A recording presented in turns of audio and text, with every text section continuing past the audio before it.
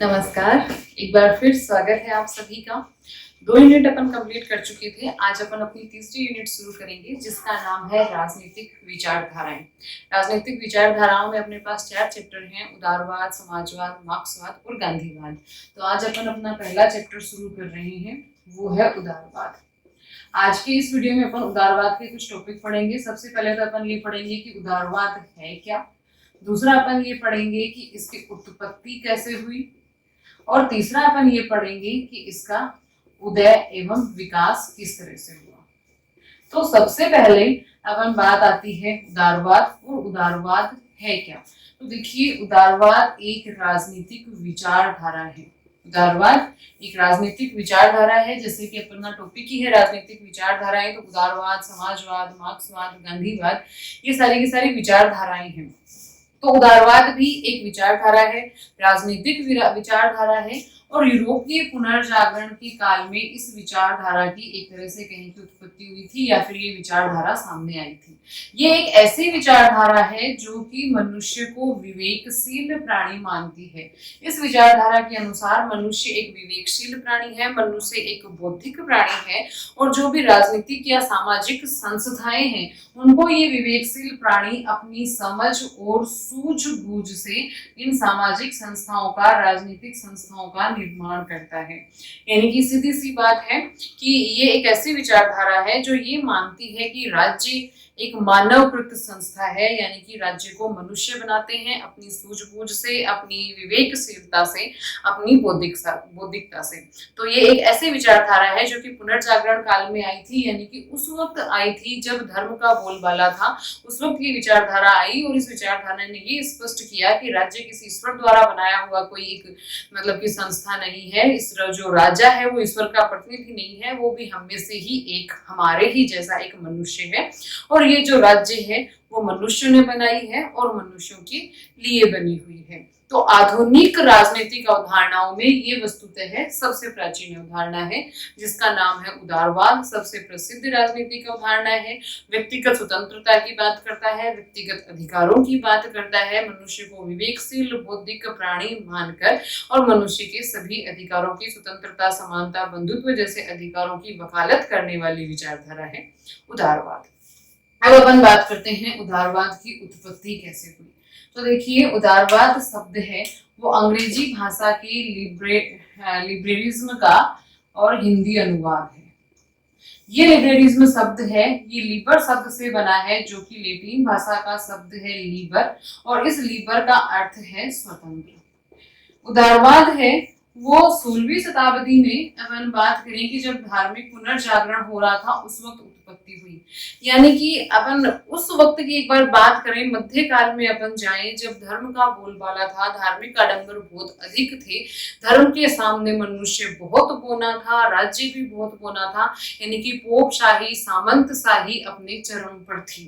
राज्य ईश्वर द्वारा बनाया हुआ माना जाता था, राजा था वो ईश्वर का बनाया हुआ था, इसलिए राजा जो भी आदेश दे, जो भी कानून दे, वो सही थे, सत्य थे, क्योंकि ईश्वर ने बनाए थे। अगर राजा अत्याचार भी करता है तो लोगों को ये कहा जाता था कि आपको ये मानना है कि राजा आपके बुरे कर्मों का फल देने के लिए, आपके पापों को काटने के लिए आप पर अत्याचार कर रहा है या आपके साथ बुरा बर्ताव कर रहा है। तो ऐसे काल में उदारवाद ये बात लेकर सामने आया कि राज्य कोई ईश्वरकृत संस्था नहीं है, अपितु राज्य एक मानवकृत संस्था है। यानी कि जो धार्मिक जन जागरण हो रहा था, पुनर्जागरण का काल यूरोप में चल रहा था, तो धार्मिक आंदोलनों ने, धार्मिक जन जागरण ने इस ये जो अपनी उदारवाद विचारधारा है, एक तरह से कहीं कि इसको जन्म दिया। इससे इसकी उत्पत्ति हुई धार्मिक आंदोलनों से, कि जो धर्म के अंधविश्वास थे उनके खिलाफ जो धार्मिक आंदोलन चल रहे थे, उस आंदोलनों से जन्म हुआ उदारवाद का। और इस उदारवाद को अपन कहें कि आधार प्रदान किया बाद में होने वाले औद्योगिकरण में। औद्योगिकरण से इसको आधार मिला और बाद में बढ़ते पूंजीवाद ने इस विचारधारा को स्वतंत्रता के निकट लाकर खड़ा कर दिया। यानी कि बढ़ते पूंजीवाद के कारण उदारवाद इस बात का समर्थक बन गया कि स्वतंत्रता मनुष्य के एक मूलभूत अधिकार है और प्रत्येक मनुष्य को स्वतंत्रता मिलनी ही चाहिए। यानी कि उदारवाद शुरुआत की अपन बात करें तो स्वतंत्रता का प्रबल समर्थक था, असीम समर्थक था। यानी कि ये मनुष्य की स्वतंत्रता का हनन ना हो, इसलिए उदारवाद ने स्वतंत्रता का इतना समर्थन किया कि राज्य की शक्तियों को भी सीमित रखा, राज्य के कार्यों को भी सीमित रखने की वकालत की कि अगर राज्य ज्यादा कार्य करेगा तो मनुष्यों पर ज्यादा कानून लागू करेगा और उनकी स्वतंत्रता में बाधा होगी। यानी कि उत्पत्ति के समय अपन बात करें तो स्वतंत्रता एक ऐसी मतलब कि इन्होंने अपना आधार बनाया, ऐसी विचारधारा बनाई कि ये इसका पुरजोर समर्थन करते थे, चाहे इसके लिए राज्य की शक्तियों को भी सीमित क्यों ना करना पड़े। बात करते हैं तो सबसे पहले उदारवाद शब्द का प्रयोग 1815 में इंग्लैंड में किया गया था और उदारवाद के जनक जो हैं वो जॉन लॉक हैं। उदारवाद के जनक हैं John Locke. Two treatise of civil government इनकी पुस्तक का नाम है। 1690 में जो पुस्तक सामने आई थी और उदारवाद का जनक जॉन लॉक को माना जाता है।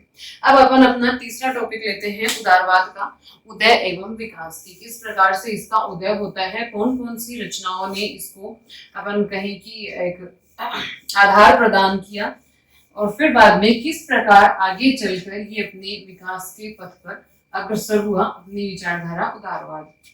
तो उदय और विकास की बात करें तो सबसे पहले जॉन लॉक विचारधारा का अपन ने कहा था, ये मतलब कि राजनीतिक विचारक हैं, इनको जनक कहा जाता है। एक विचारधारक हैं एडम स्मिथ और एक विचारधारक हैं बेंथम और इनके आगे अपन आदि लगा सकते हैं। और भी अन्य विचारधारक हैं तो इनकी रचनाओं में शुरुआती उदारवाद की झलक अपन को देखने को मिलती है। मतलब ये विचारक हैं जो कि स्वतंत्रता की बात करते हैं, मनुष्य को विवेकशील प्राणी मानते हैं, व्यक्तिगत स्वतंत्रता को ऊपर रखते हैं। जैसे कि जॉन लॉक की बात करें, समझौतावादी विचारक हैं, इन्होंने राज्य उत्पत्ति के सिद्धांत में ये स्पष्ट किया कि जो राज्य है उसकी उत्पत्ति मनुष्यों के आपसी समझौतों के द्वारा हुई, इसलिए राज्य जो संस्था है वो व्यक्तियों के कल्याण के लिए है, मनुष्यों के कल्याण के लिए है, उनकी रक्षा के लिए है और उन्हें एक अच्छा जीवन देने के लिए है। यदि राज्य ऐसा काम नहीं कर पाता है, शासक है वो ऐसा कार्य नहीं कर पाता है, तो प्रजा को अधिकार है कि वो शासक को उस सत्ता से हटा सकती है, शासक को उसके पद से हटा सकती है। तो अपन बात कर सकते हैं स्वतंत्रता की बात उन्होंने कही और इन्होंने राज्य को सीमित कार्य की बात कही कि राज्य को सीमित कार्य करने चाहिए, राज्य अधिक कार्य करेगा तो मनुष्य की स्वतंत्रता का हनन होगा। ऐसे ही एडम स्मिथ और बेंसन है, इन्होंने अहस्तक्षेपवादी राज्य की बात की। अहस्तक्षेपवादी राज्य मतलब कि ऐसा राज्य जो कि मनुष्यों के कार्य में, मनुष्यों के क्रियाकलाप में हस्तक्षेप ना करे, क्योंकि राज्य हस्तक्षेप करेगा तो मनुष्यों की स्वतंत्रता का हनन होगा। तो इस प्रकार से अपन को देखने को मिलता है कि शुरुआती काल में 16वीं शताब्दी में जब अपन बात करें कि उदारवाद का जब जन्म हुआ था, ये एक मतलब कहें कि अपने शिशु अवस्था में था उस वक्त, और राज्य का ये जो रूप, उदारवाद का ये जो रूप अपने को देखने को मिल रहा है वो है इसका नकारात्मक रूप। अब ये नकारात्मक और सकारात्मक रूप है, इनको अपन अगले वीडियो में विस्तार से पढ़ेंगे, अपने सिलेबस में है ये टॉपिक। तो शुरुआती जो उदारवाद है, एडम स्मिथ है, बेंथम है, जॉन लॉक है, इनकी रचनाओं के अंदर उदारवाद का नकारात्मक रूप देखने को मिलता है। यानी कि राज्य को ये एक बुराई समझते हैं लेकिन आवश्यक, कि राज्य आवश्यक तो है लेकिन बुराई है, तो ये राज्य को एक आवश्यक बुराई समझते हैं और सीमित राज्य की बात करते हैं, हस्तक्षेपवादी राज्य की बात करते हैं। यानी कि जितने कम कानून होंगे, राज्य जितने कम काम करेगा उतना ही मनुष्यों को अधिक स्वतंत्रता मिल पाएगी। तो अब आगे अपन बढ़े तो आगे बढ़ते हैं तो इससे उदारवाद के नकारात्मक रूप को सकारात्मक रूप में लाने में महत्वपूर्ण योगदान है J.S. मिल का, जॉन स्टुअर्ट मिल का।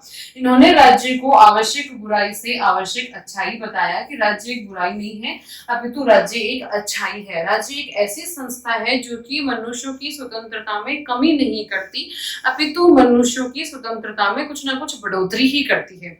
तो ये कहा J.S. मिल ने।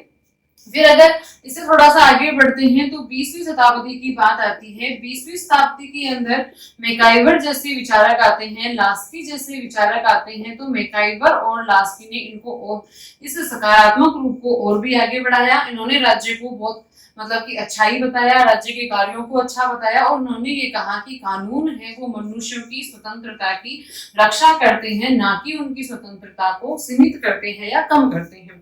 तो इस तरह से धीरे धीरे जो उदारवाद है वो अपने नकारात्मक रूप से देखिए सकारात्मक रूप की ओर बढ़ रहा है, मतलब धीरे धीरे प्रगति कर रहा है। तो कहा जा सकता है कि उदारवाद एक ऐसी विचारधारा है जिसने विकास के प्रथम चरण से और अंतिम चरण तक, यानी कि आज तक, आज भी ये अपने इस मतलब कि कहें कि स्पष्ट रूप में नहीं है, आज भी ये वक्त के अनुसार अपने आप को परिष्कृत कर रही है विचारधारा। तो ये एक ऐसी विचारधारा है जो कि विकास के प्रथम चरण से लेकर आज तक अपने आप को परिष्कृत करती जा रही है, अपने आप को विकसित करती जा रही है और अपने रूप को बदलती जा रही है वक्त के अनुसार, परिस्थितियों के अनुसार। तो अपन यहाँ देख रहे थे विकास की बात। एडम स्मिथ लोग, जॉन लॉक के समय पर ये नकारात्मक था, स्टुअर्ट मिल है वो इसको अच्छाई, उन्होंने राज्य को अच्छाई बताया, यानी कि नकारात्मक रूप को उन्होंने सकारात्मक रूप में बदलने का एक तरह से शुरुआत इन्होंने कर दी थी स्टुअर्ट मिल ने। उन्होंने कहा कि राज्य बुराई नहीं है अपितु तो अच्छाई है। 20वीं शताब्दी में मिकाइल और लास्की आते हैं, उन्होंने राज्य को अच्छा बनाया, राज्य के कानूनों को अच्छा बताया और ये कहा कि कानून व्यक्तियों की स्वतंत्रता में कमी नहीं करते अपितु व्यक्तियों की स्वतंत्रता की रक्षा करते हैं, मनुष्यों की स्वतंत्रता की रक्षा करते हैं। 20वीं शताब्दी के उत्तरार्ध की अपन बात करें तो 20वीं सदी के उत्तरार्ध में क्या हुआ था, एक नई विचारधारा मार्क्सवाद नाम तो आपने सुना ही होगा, ये विचारधारा अस्तित्व में आई और इसका प्रभाव बहुत तेजी से बढ़ रहा था, बहुत अधिक समर्थक मार्क्सवाद को मिल रहे थे। तो इस मार्क्सवाद के बढ़ते प्रभाव से भयभीत होकर उदारवाद ने अपने आप में सुधार के प्रयास शुरू किए। अब उदारवाद जो कि अब तक पूंजीवादी समर्थक विचारधारा थी, उत्तरार्ध में ये विचारधारा लोक कल्याण आधारित होने लगी, लोक कल्याण की बात करने लगी, गरीबों की कल्याण की बात करने लगी, अमीरों पर टैक्स लगाने की बात करने लगी और अपने आप में मतलब कहीं की एक परिवर्तन किया, संवैधानिक राज्य की बात करने लगी, समानता, स्वतंत्रता और समानता को एक तरह से साथ में रखने लगी, उसको भी स्वतंत्रता के साथ समानता को भी आवश्यक तत्व समझने लगी।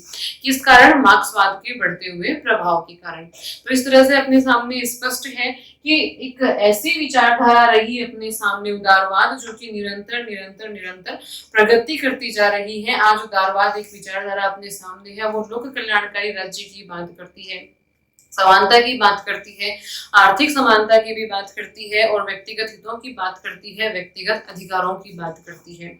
जो अपने इतिहास में क्रांतियां हुई, जैसे कि 1688 में अपन जानते हैं इंग्लैंड की गौरव क्रांति हुई थी, 1789 में जैसे कि अपन जानते हैं 1776 में फ्रांस की क्रांति हुई थी, 1789 में और अमेरिका की क्रांति हुई थी। तो इन क्रांतियों ने भी उदारवाद को एक महत्वपूर्ण रूप से शक्तिशाली बनाया, उदारवाद की विचारधाराओं को प्रभावशाली बनाया, या कहें कि इन क्रांतियों के बलबूते उदारवाद ने अपने आप को प्रभावशाली या शक्तिशाली बनाया।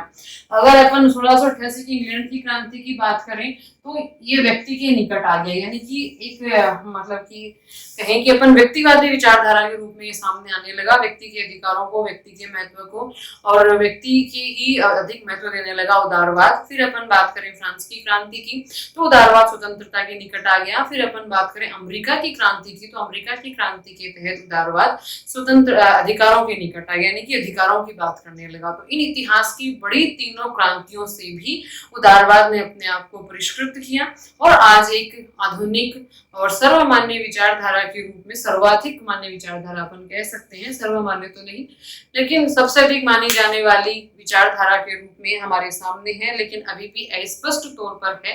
पूरी तरह विचारवाद कहीं उदारवाद एक मतलब कि सामने नहीं है, अपने पूरी तरह से अपन इसको नहीं समझ सकते कि क्या इसके मूल्य हैं, क्योंकि ये लगातार परिवर्तित होती जा रही है, लगातार अपने आप को परिवर्तन कर रही है। तो आई होप कि आपको समझ में आ गया होगा उदारवाद क्या है, इसकी उत्पत्ति कैसे हुई और किस प्रकार आज तक ये अपना निरंतर कहीं कि अपन विकास करती जा रही है। आज के भी परिप्रेक्ष्य को देखते हुए और उदारवादी लोक कल्याणकारी मूल्यों को उदारवाद अपनाता जा रहा है। तो अब अपन अगली वीडियो में लेंगे नकारात्मक और सकारात्मक उदारवाद। धन्यवाद।